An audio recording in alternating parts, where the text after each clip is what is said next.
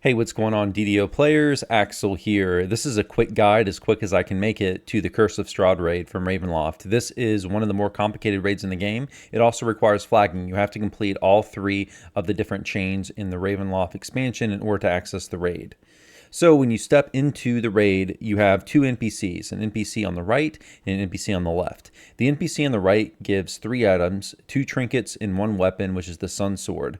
The Sun Sword should be picked up by the tank and must be used in 2 different sections of the raid, one being the infight. The tank must actually hit Strahd with the sword during the infight in order for Strahd to be vulnerable so that he can take damage. Without the Sun Sword, you can't damage Strahd and you can't complete the raid.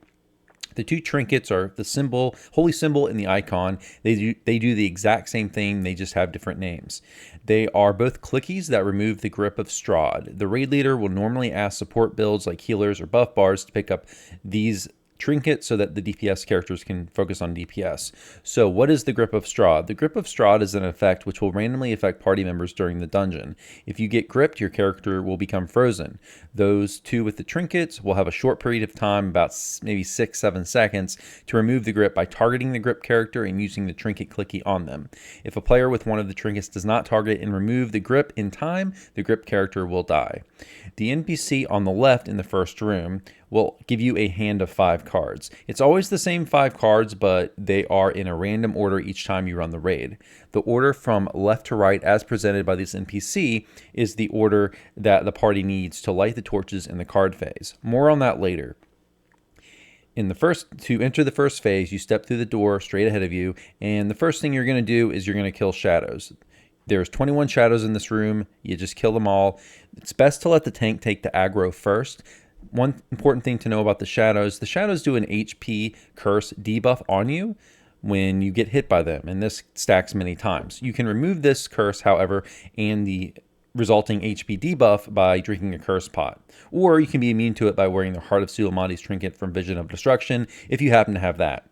Someone must interact with Strahd in the East Room to advance the raid once you've killed the shadows, or during the killing of the shadows, whichever, but someone needs to interact with Strahd in the East Room or to advance the raid. After you're done with all this, you go back to the first room with the NPCs to advance to phase 2. You're going to talk to the NPC on the right being upon entering, your back being to the entrance.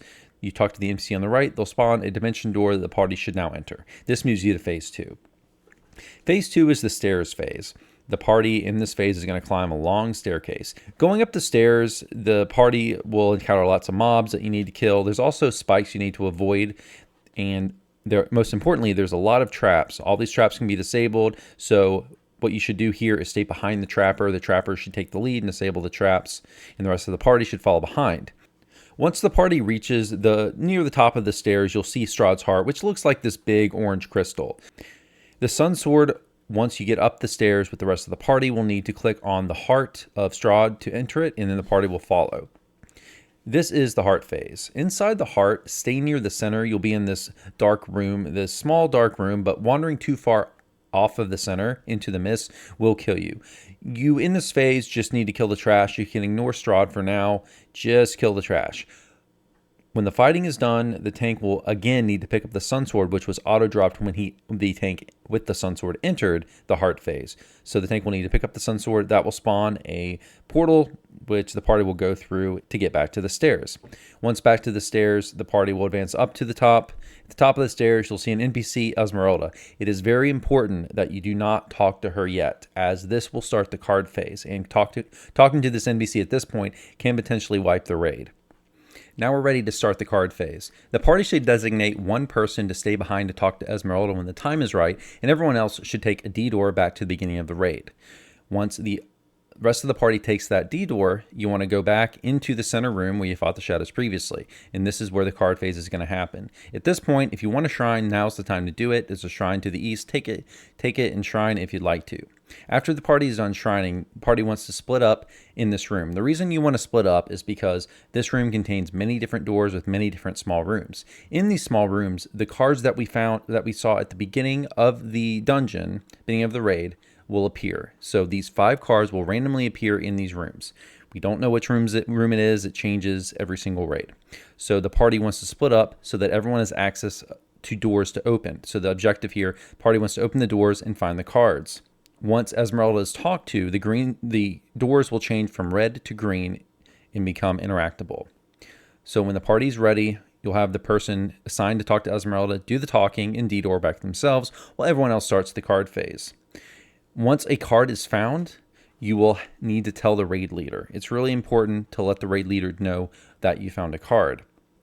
Once all 5 cards have been found, the torches in these rooms must be clicked on in the same order as the cards that were presented at the beginning of the raid.